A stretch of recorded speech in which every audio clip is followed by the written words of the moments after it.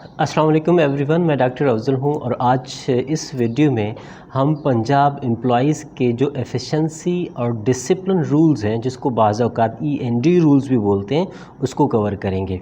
ये पीडा एक्ट है, Punjab employees efficiency discipline and accountability act, पीडा 2006 भी उसको बोलते हैं।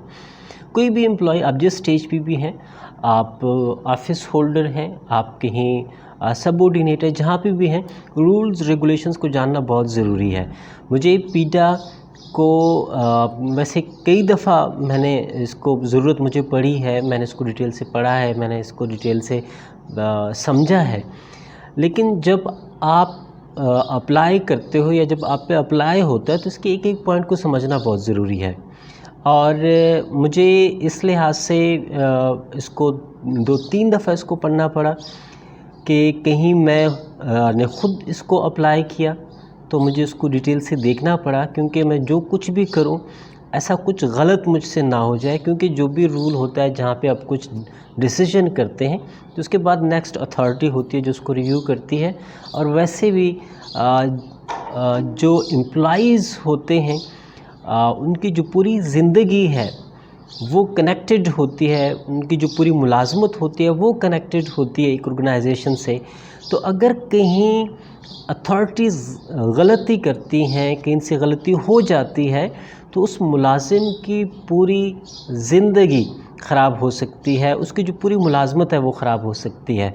तो इसलिए यहाँ पे एक एक्सटेंसिव केयर की ज़रूरत होती है। आपको हर एक बात का ख्याल रखना पड़ता है कि कहीं पे भी ऐसा कुछ न हो कि ये फ़ैसला नामुनसिफ़ाना हो। और इसी तरह चूँकि पाकिस्तान की ऑर्गेनाइजेशंस बाज़ औक़ात ऐसा होता है कि जो ऑफ़िसर्स होते हैं वो प्रेशर में आके भी काम कर सकते हैं, उन पे कोई ख़ास इन्फ्लुएंस हो सकता है, इसी वजह से वो कुछ इस किस्म के काम कर सकते हैं किसी एम्प्लॉइज़ के ख़िलाफ़। और ये मेरे साथ होता भी रहा है, और जिसकी वजह से मुझे इसके एक एक पॉइंट को देखना पड़ा। तो ये आपके साथ भी हो सकता है, किसी भी के साथ भी हो सकता है। तो इसी वजह से इसको समझना बहुत ज़रूरी है हर किसी के लिए, चाहे आप एक्यूज़्ड हैं, चाहे आप कोई अथॉरिटी हैं, कमेटी के मेंबर हैं, इंक्वायरी ऑफिसर हैं, अपलेट हैं, जो भी हैं, तो इसकी ज़रूरत कहीं ना कहीं आपको पड़नी है। और इसका समझना इसी वजह से बहुत ज़रूरी है। तो एक एक बात करके यहाँ पे डिस्कस करते हैं। और मैंने इसको इस हवाले से कैटेगराइज़ किया। यहाँ पे मैंने किस सेक्शन की बात नहीं करा कि ये सेक्शन 1 क्या कहता है, सेक्शन 2 क्या कहता है, सेक्शन 3 क्या कहता है। मैं जस्ट सिर्फ आपको बताऊँगा कि टर्मिनोलॉजीज़ क्या हैं और जो ग्राउंड्स हैं, बेसिक क्या ऐसे ग्राउंड्स हैं जिसकी वजह से इंक्वायरी की जा सकती है, पीडा अप्लाई किया जा सकता है, वो ग्राउंड्स क्या क्या हैं, पेनल्टीज़ कौन कौन सी हैं, जो प्रोसीजर है पीडा का वो चलता कैसे है, और जो पीडा के ऑर्डर्स हैं, पेनल्टीज़ ऑर्डर, वो कैसे जारी होंगे, क्या तरीक़ाकार उनका होगा, और जो अपलेट अथॉरिटी है उसको कैसे एक्सेस किया जा सकता है, और इसके बाद अगर कोई सर्विस ट्रिब्यूनल में जाता है तो वो क्या तरीक़ाकार है। तो ये सारा इंशाल्लाह कवर करते हैं। तो बेसिकली अब हम देखते हैं कि टर्मिनोलॉजीज़ क्या क्या हैं जो आप अब इस वीडियो में सुनेंगे, या फिर जब आप इस एक्ट को पढ़ेंगे तो वहाँ पे लिखे हुए आपको मिलेंगे। The first one is accused. Accused वो बंदा है जिसके ख़िलाफ़ इंक्वायरी की जा रही है, जो जिसके ख़िलाफ़ इतने सफिशेंट बैकग्राउंड्स हैं कि जिसके ख़िलाफ़ तादीबी कार्रवाई की जा सके। अपॉइंटिंग अथॉरिटी वो होती है जो किसी मुलाजिम को अपॉइंट करती है। फॉर एग्ज़ाम्पल अगर एजुकेशन डिपार्टमेंट में मैं बात करूं तो जो प्राइमरी स्कूल के टीचर्स हैं तो डिस्ट्रिक्ट एजुकेशन ऑफिसर एलिमेंट्री जो है वो उनका अपॉइंटिंग अथॉरिटी होगी।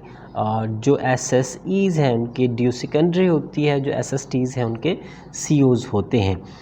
तो जो कम्पिटेंट अथॉरिटी है वो भी यही होगी।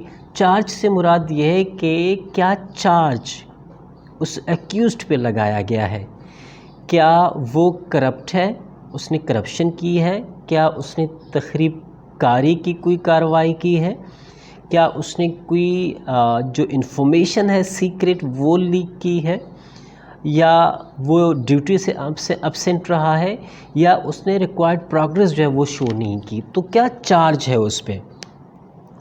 एपलेट अथॉरिटी वो होती है कि जब आपकी अपॉइंटिंग अथॉरिटी, जो आपकी कॉम्पिटेंट अथॉरिटी है, वो आपको पीडा के तहत सज़ा देती है, तो जो डिपार्टमेंटल रिव्यू आप लेके जाते हो ना, तो वो एपलेट अथॉरिटी के पास लेके जाते हो।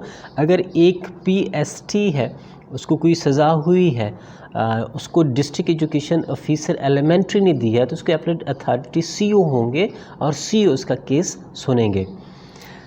हेयरिंग ऑफिसर वो ऑफिसर जो आपको सुनेगा, पर्सनल हेयरिंग के लिए अक्सर मुकर्रर किए जाते हैं। इंक्वायरी कमेटी वो होगी जो कॉम्पिटेंट अथॉरिटी की तरफ से मुकर्रर की जाती है और वो इस केस की इंक्वायरी करती है। यहाँ पे दो अल्फाज हैं, एक है बारोइंग ऑर्गेनाइजेशन और लैंडिंग ऑर्गेनाइजेशन। बाज़ औक़ात होता ये है कि एक डिपार्टमेंट के बंदे की सर्विसेज किसी और डिपार्टमेंट को दे दी जाती हैं। जब एक डिपार्टमेंट की सर्विस दूसरे डिपार्टमेंट को दी जाती है, तो उसका जो कॉम्पिटेंट अथॉरिटी है जो भी है, वो उसके प्राइमरी डिपार्टमेंट में होता है, जिसको हम लैंडिंग ऑर्गेनाइजेशन या लैंडिंग डिपार्टमेंट बोलते हैं। और जिस डिपार्टमेंट के साथ वो डिपुटेशन पे है, उसको हम बारोइंग ऑर्गेनाइजेशन बोलते हैं। तो ये लाजमी बात है, जब वो बारोइंग ऑर्गेनाइजेशन में होगा, वहाँ पे भी गवर्नमेंट मुलाजिम है, वहाँ पे भी उसको एक्सीलेंट अपनी परफॉर्मेंस देनी है। जो रूल्स रेगुलेशंस हैं गवर्नमेंट के, वो उस पर सारे लागू होंगे। तो अगर वहाँ पे इस किस्म का कोई केस आता है और कोई कार्रवाई होती है, तो वो कैसा होगा वो भी इसमें डिस्कस करेंगे। इसी वजह से यहाँ पे टर्मिनोलॉजीज़ में यहाँ इनको शामिल किया। बात करते हैं ग्राउंड्स की कि पीडा अप्लाई करते हुए क्या ग्राउंड्स होनी चाहिए। पहला है इनएफिशिएंसी कोई भी हो सकती है। आपको एक टास्क दिया गया है, आपने उस टास्क को ठीक से नहीं किया, ये इनएफिशिएंसी में आ जाता है। और मिसकंडक्ट, आप का बिहेवियर ठीक नहीं है, आपका रिस्पांस ठीक नहीं है, आप बदतमीज़ी करते हैं, तो ये वहाँ पे होगा। करप्शन का तो वैसे डिफ़ाइन करना यहाँ पे थोड़ा सा मुश्किल है, क्योंकि अगर सिर्फ करप्शन के साथ उसको अटैच किया जाए, तो करप्शन तो लाजमी नहीं है कि इतनी आसानी से प्रूव हो। तो यहाँ पे उन्होंने एक और भी क्लास शामिल कर दिया है कि जो आपका अगर लाइफ स्टाइल है ना, वो बियॉन्ड आपकी अर्निंग है। आप एक 17 स्केल के ऑफिसर हैं, आपकी 70-80 हज़ार पे है, और जो आपका घर है वो करोड़ों का है, आपके साथ जो गाड़ी है वो लाखों करोड़ों की है, तो लाज़मी बात है जो आपका स्टाइल है वो बियॉन्ड अर्निंग है। और अगर इस किस्म की सिचुएशन बनती है तो भी पीडा अप्लाई होगा। सबवर्सिव एक्टिविटीज़ हैं, अगर कोई मुलाजिम तखरीबकारी के कामों में मुलविस है, या डिस्क्लोज़र ऑफ ऑफिशियल सीक्रेट्स, जो दफ्तर की मालूमात होती हैं, लाज़मी बात है किसी भी मुल्क की जो मालूमात होती हैं वो उस मुल्क के मुलाजिम संभालते हैं, तो अगर मुलाजिम उसको डिस्क्लोज़ करेंगे, किसी के साथ शेयर करेंगे, तो ये एक जुर्म है जिस पे पीडा अप्लाई होता है। ग्राउंड्स हमने देखें कि क्या क्या ग्राउंड्स हैं। अब देखते हैं कि इन ग्राउंड्स के बिहाफ पे पेनल्टीज़ कौन कौन सी होंगी। पेनल्टीज़ 3 किस्म के हैं, या तो वो होगी माइनर पेनल्टी या होगी मेजर पेनल्टी, और जो थर्ड है वो है पेनल्टी आफ्टर रिटायरमेंट। अगर कोई बंदा रिटायर हो गया है तो उस पर जो पेनल्टीज़ अप्लाई की जाती हैं, उसको जब पीडा के तहत प्रोसीड किया जाता है तो उस पर क्या क्या पेनल्टीज़ अप्लाई की जा सकती हैं, वो पेनल्टीज़ आफ्टर रिटायरमेंट में आती हैं। माइनर पेनल्टी में जो सबसे पहले है ना, वो है सेंश्योर में आपको कोई ऐसी सज़ा नहीं दी जाती जहाँ पे आपको माली लॉस हो, कोई जुर्माना हो, कोई आपकी सर्विस ख़राब हो, सर्विस की कटौती हो, इंक्रीमेंट स्टॉपेज हो। सेंश्योर का मतलब यह है कि डान डपट करना।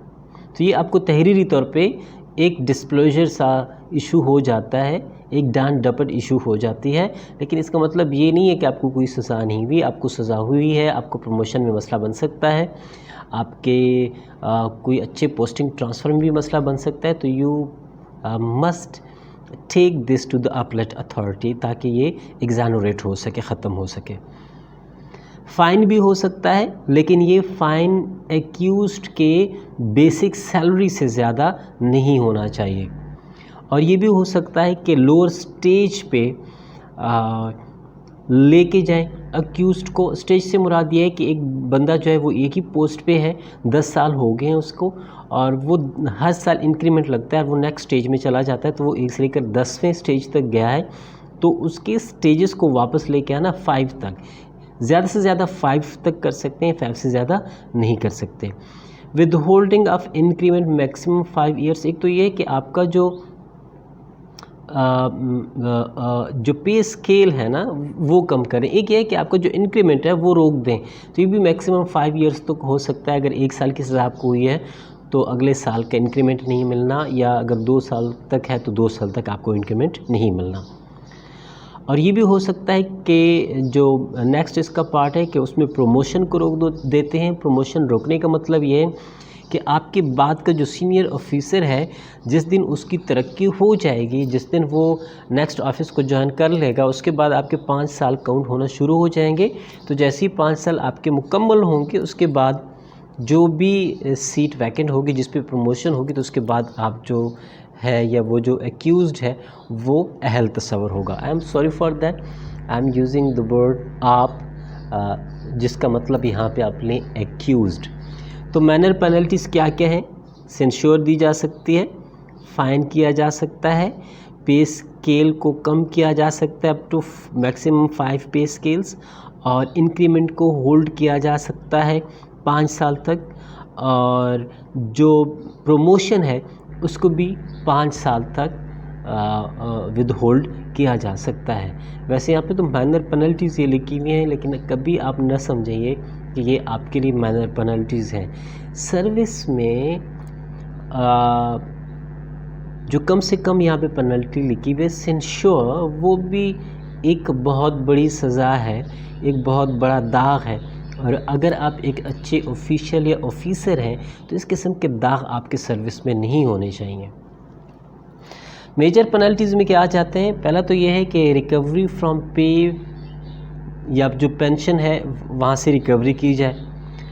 ये भी हो सकता है कि लोअर पोस्ट पे या पे स्केल पे लेके जाया जाए।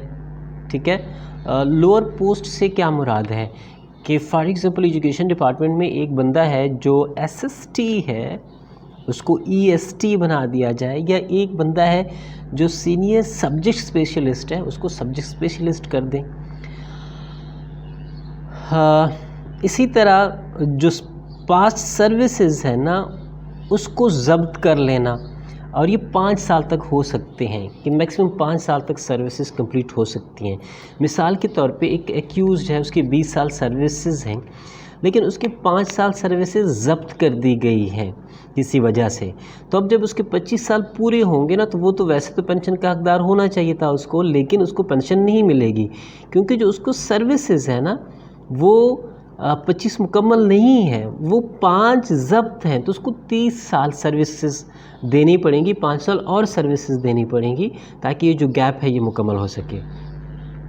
कंपल्सरी रिटायरमेंट भी की जा सकती है अगर वो मैच्योर सर्विसेज रखता है उसके विद इन एजुकेशन डिपार्टमेंट, उसके अगर एजुकेशन डिपार्टमेंट हेल्थ ऐसे जो रिलेटेड है, जो भी उसकी मैच्योर सर्विसेज है वो 25 साल बनती है, तो उसको जबरी तौर पर रिटायर भी किया जा सकता है, उसको रिमूव भी किया जा सकता है, और इसको डिसमिस भी किया जा सकता है। रिमूव और डिसमिस में थोड़ा सा फ़र्क है। अगर कोई मुलाजिम रिमूव होता है ना पीडा के तहत, तो वो उस डिपार्टमेंट से तो रिमूव हो जाता है, लेकिन वो किसी और डिपार्टमेंट में जॉब के लिए अप्लाई कर सकता है। लेकिन अगर वो डिसमिस है तो डिसमिस में वो डिसक्वालीफाई हो जाता है किसी भी सरकारी मुलाजमत के लिए। तो जो डिसमिस की सज़ा है वो रिमूवल से बड़ी है। रिटायरमेंट के बाद क्या क्या पेनल्टी हो सकती हैं? या तो ये हो सकता है कि पेंशन या पेंशन का कोई हिस्सा जो है वो विदहोल्ड कर दिया जाए मैक्सिमम 5 साल तक, या फिर ये भी हो सकता है कि जो पेंशन है वो बिल्कुल रोक दी जाए और ये भी 5 साल तक मैक्सिमम किया जा सकता है। या फिर अगर कोई ऐसे करप्शन के चार्जेस हैं जहाँ पे रिकवरी ज़रूरी है या कोई इसके अलावा कोई लॉस है तो उसकी पेंशन से या कहीं से भी हो उसकी रिकवरी की जाती है।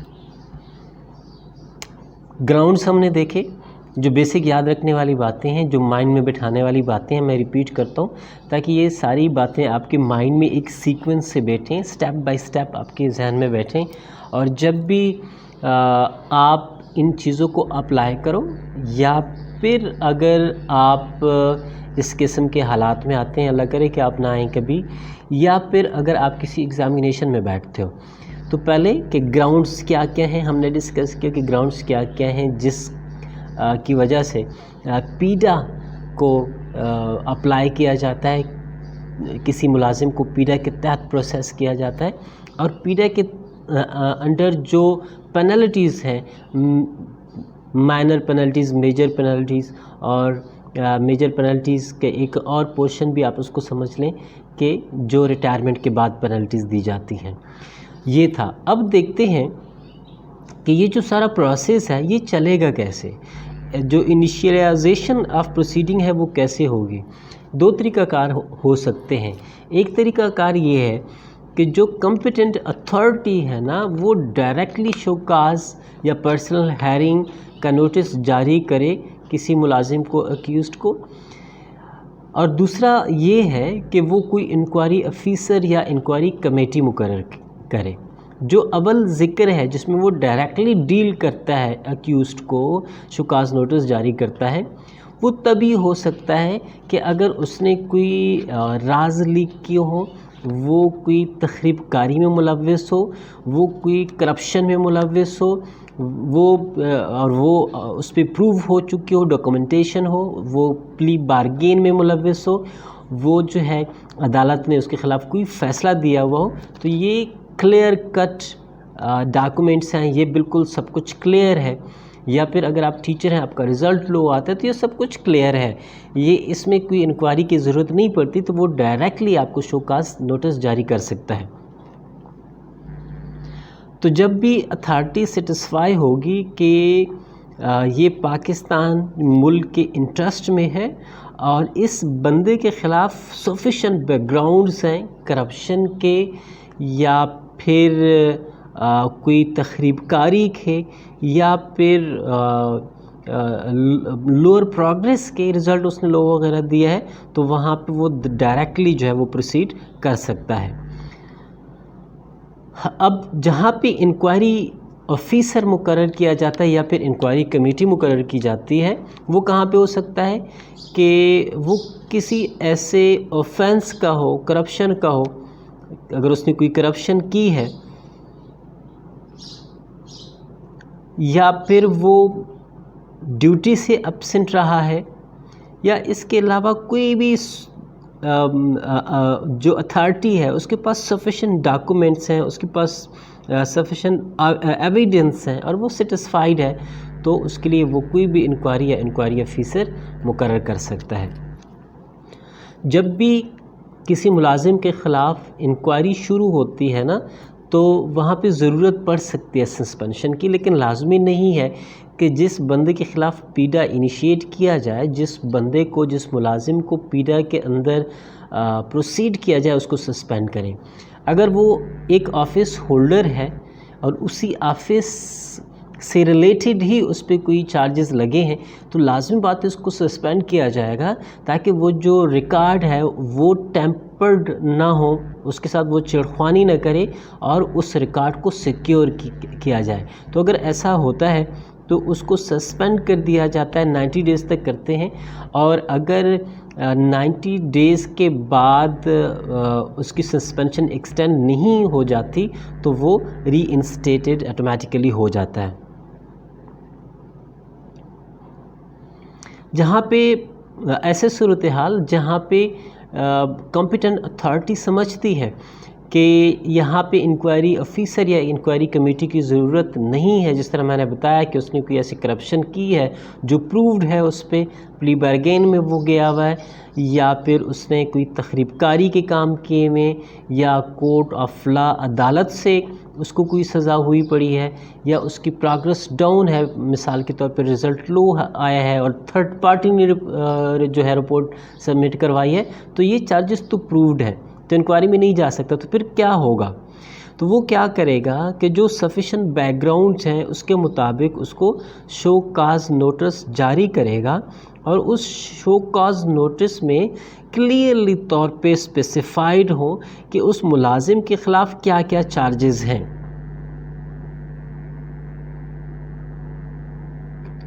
और उन चार्जेस की वजह से उसको किस किस्म की सज़ा हो सकती है। तो वो क्लियरली स्पेसिफाई करे और कम्युनिकेट करे, और जो एक्यूज़्ड है उससे 7 दिन के अंदर अंदर रिप्लाई मांगा जाता है, और जो एक्यूज़्ड है वो 7 दिन तक अपना रिप्लाई जो है वो जमा करवाता है, या फिर इसके अलावा अगर कोई टाइम पीरियड उसको दिया जाता है।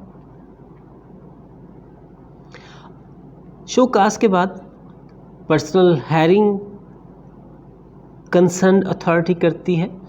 जो पर्सनल हायरिंग वो ख़ुद भी कर सकता है, वो पर्सनल हायरिंग के लिए किसी अथॉरिटी को भी मुकर्रर कर सकता है, और जब ये शो काज पर्सनल हायरिंग सारा कुछ कंप्लीट हो तो उसके बाद जो कॉम्पिटेंट अथॉरिटी है वो डिसाइड करती है कि क्या चार्जेस इस पे अप्रूव हो रहे हैं या नहीं हो रहे हैं। अगर अप्रूव नहीं हो रहे तो एग्जानोरेट कर दिया जाता है चार्जेस को, और अगर नहीं है तो जो पेनल्टीज़ हैं वो उस पर इम्पोज कर दी जाती हैं।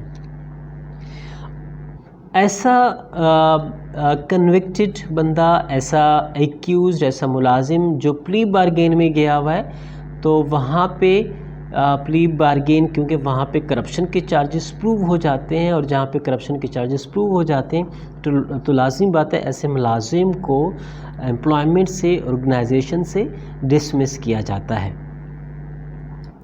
अब देखते हैं कि एक तो वो है कि कंसर्न अथॉरिटी ने, कॉम्पिटेंट अथॉरिटी ने डायरेक्टली ख़ुद प्रोसीड किया। अब ये है कि जहाँ पे कॉम्पिटेंट अथॉरिटी समझती है कि ये जो केस है इसको इंक्वायरी में जाना चाहिए, इसको इंक्वायरी ऑफिसर के पास जाना चाहिए, ताकि डिटेल में, डेप्थ में इसको इंक्वायर किया जा सके, और इसके जो इश्यूज़ हैं, जो चार्जेस हैं, इनके बारे में डिटेल से पता लगाया जा सके, ताकि किसी किस्म का नामुनसिफाना फ़ैसला ना हो, नामुनसिफाना डिसीजन ना हो। तो ऐसे में जो कॉम्पिटेंट अथॉरिटी है वो किसी इंक्वायरी ऑफिसर को या इंक्वायरी कमेटी को अपॉइंट करता है। उस ऑर्डर में बिल्कुल क्लियरली जो ग्राउंड्स हैं, जो चार्जेस हैं, उनको क्लियरली स्पेसिफाई करता है कि ये ग्राउंड्स हैं, ये चार्जेस हैं, और इसके साथ साथ डिपार्टमेंट का रिप्रेजेंटेटिव को भी असाइन करता है, क्योंकि अगर एक डिपार्टमेंट या एक विंग की इंक्वायरी है तो वो लाजिम बात है मे भी किसी दूसरे डिपार्टमेंट में जाए, तो उस डिपार्टमेंट में जो प्राइमरी डिपार्टमेंट है उसको रिप्रेजेंट करना ज़रूरी है। जिस डिपार्टमेंट की तरफ से एलिगेशन है तो उस डिपार्टमेंट से एक रिप्रेजेंटेटिव को भी मुकर्रर किया जाता है जो डिफेंड करता है चार्जेस को, और जहाँ पे भी इंक्वायरी ऑफिसर को या इंक्वायरी कमेटी को ज़रूरत हो रिकॉर्ड वगैरह की, तो वो रिकॉर्ड वगैरह वो प्रोवाइड करता है। विदिन 7 डेज़ या जितनी भी दिन इससे ज़्यादा दिए जा सकते हैं, एक्यूज़्ड अपना रिप्लाई जमा करता है, और अगर उस रिप्लाई में वो कोई डॉक्यूमेंटेशन जमा करवाता है, कोई विटनेसेस जमा करवाता है, तो वो डॉक्यूमेंटेशन जो रिप्रेजेंटेटिव है उसको वेरीफाई करता है कि डॉक्यूमेंट दुरुस्त हैं या फिर दुरुस्त नहीं हैं। और अगर कोई ऐसी कंडीशन है कि जो अक्यूज़्ड है, जिसको प्रोसीड किया जा रहा है, वो रिप्लाई जमा नहीं करवाता, वो कोई ओरल या रिटन डॉक्यूमेंट जमा नहीं करवाता,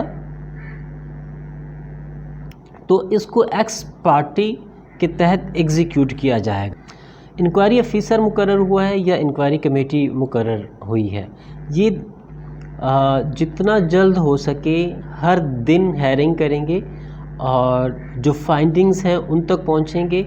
लेकिन इसमें ऐसे भी हो सकता है कि जो एक्यूज़्ड है वो कुछ ऐसे हालात पैदा करे जिसकी वजह से इंक्वायरी डिले हो सकती है, तो इंक्वायरी ऑफिसर या इंक्वायरी कमेटी जो है वो उसको वार्न करेगा कि आपकी वजह से जो प्रोसीडिंग्स हैं वो डिले हो रही हैं।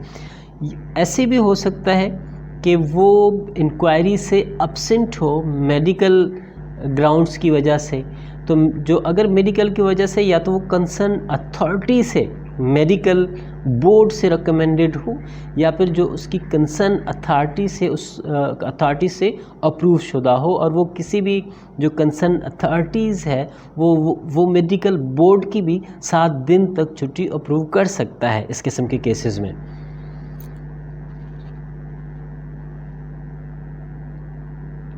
इंक्वायरी कमेटी अपने रिपोर्ट्स 60 डेज़ के अंदर कॉम्पिटेंट अथॉरिटी को जमा करवाते हैं। अगर वो उनको ज़रूरत पड़ती है कहीं कि वो 60 दिन से ज़्यादा लेना चाह रहे हैं, तो 60 दिन से ज़्यादा क्यों ले रहे हैं, वाज़ेह तौर पे कॉम्पिटेंट अथॉरिटी को लिखेंगे। कॉम्पिटेंट अथॉरिटी उसके बाद डिसाइड करती है कि आया उनको एक्स्ट्रा टाइम मिलना चाहिए या फिर नहीं मिलना चाहिए, लेकिन ये उसकी अपनी खुद की डिसीजन होगी।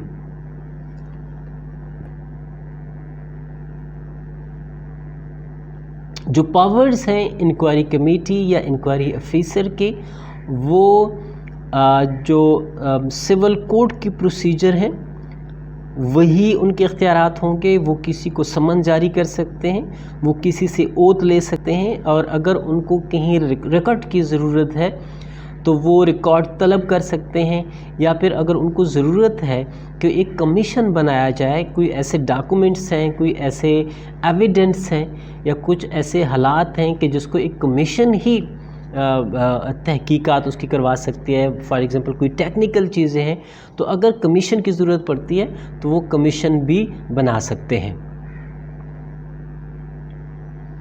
जो डिपार्टमेंट का रिप्रेजेंटेटिव होगा वो हर हेयरिंग पे उसका जाना, वहाँ पे जो प्रोसीडिंग है उसको अटेंड करना बहुत ज़रूरी है। और चूँकि वो डिपार्टमेंट का रिप्रेजेंटेटिव है तो वो जो चार्जेस हैं उन चार्जेस को डिफेंड करना उसका काम है वहाँ पे, या इसके अलावा जो डॉक्यूमेंट्स ज़रूरी होती हैं वहाँ पे शो करना कमेटी के सामने, इंक्वायरी ऑफिसर के सामने, वो उसका काम होगा।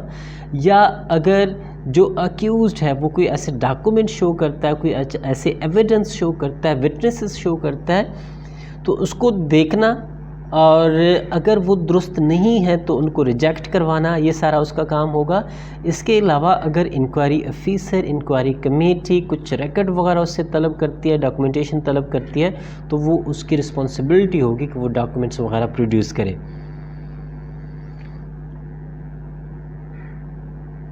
जब ये सारी प्रोसीडिंग मुकम्मल हो गई, दोबारा से मैं रिवाइज़ करता हूँ कि हमने बैकग्राउंड्स देखा कि क्या क्या बैकग्राउंड्स हैं जिसकी वजह से पीडा को किसी को भी पीडा के तहत प्रोसीड किया जाता है। उसके बाद हमने देखा कि पेनल्टीज़ कौन कौन सी हैं, कि कौन कौन सी पेनल्टी इस एक्ट के तहत अप्लाई की जा सकती हैं, माइनर, मेजर या फिर रिटायरमेंट के बाद जो होगा।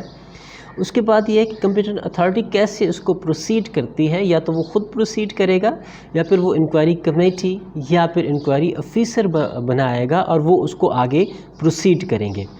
अब इंक्वायरी मुकम्मल हो गई है, इंक्वायरी कमेटी ने या जो इंक्वायरी ऑफिसर हैं वो उसने अपनी रिपोर्ट, अपने रिकमेंडेशन, सजेशन जो है वो कॉम्पिटेंट अथॉरिटी को जमा करवा दी हैं। अब कॉम्पिटेंट अथॉरिटी उस चार्जेस को सब कुछ देखती है। अगर उसके ख़िलाफ़ चार्जेस प्रूव नहीं होते तो वो उसको एग्जोनरेट कर देगा चार्जेस को।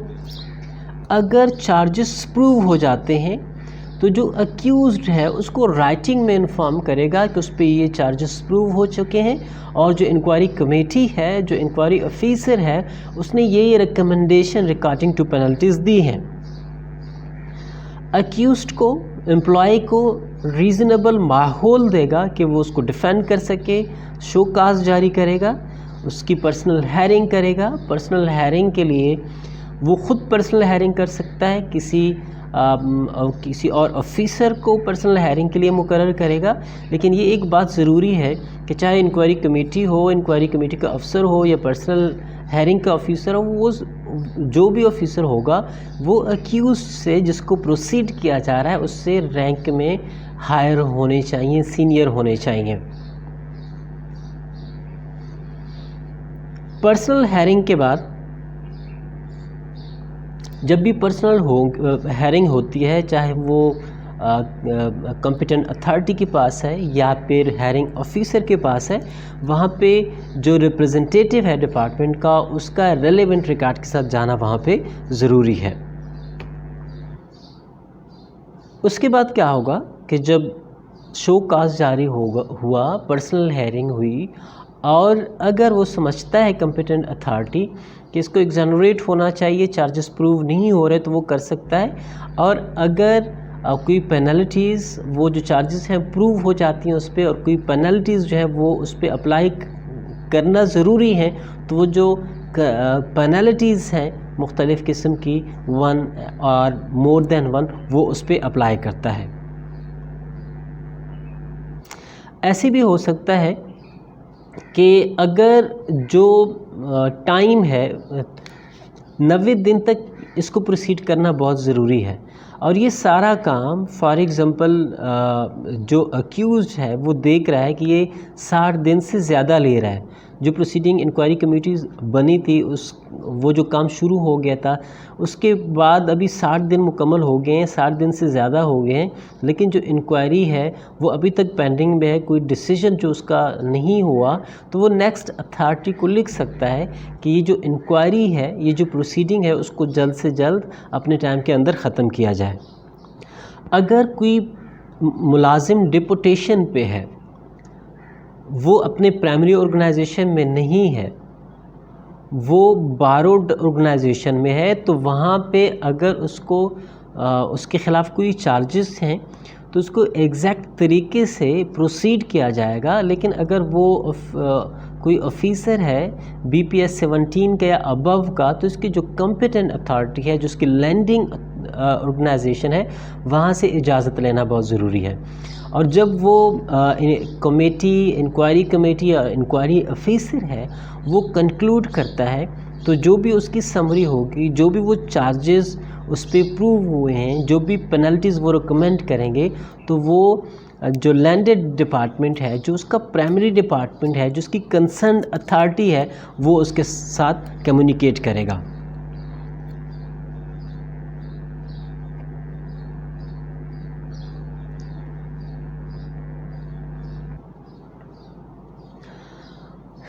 जब किसी मुलाजिम पे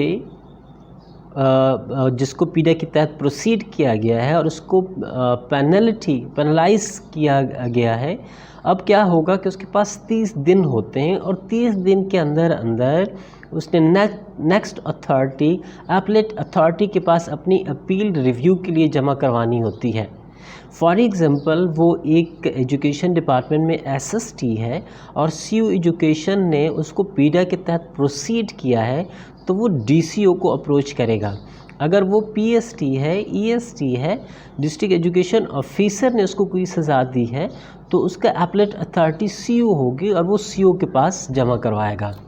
तो जब ये केस एपलेट के पास जाता है तो उसके पास 60 डेज़ होते हैं कि 60 डेज़ तक वो उसको देखे, और वो जब उसको देखेगा तो उसके साथ 4 ऑप्शन कुछ होते हैं। एक तो ये है कि वो उस अपील को रिजेक्ट कर दे।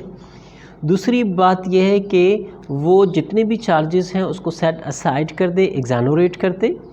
या फिर ये भी हो सकता है कि वो जो चार्जेस हैं, जो पेनल्टी उसको मिली हुई है, उसको कम कर दे, या ये भी हो सकता है कि उस पेनल्टी को ज़्यादा कर दे।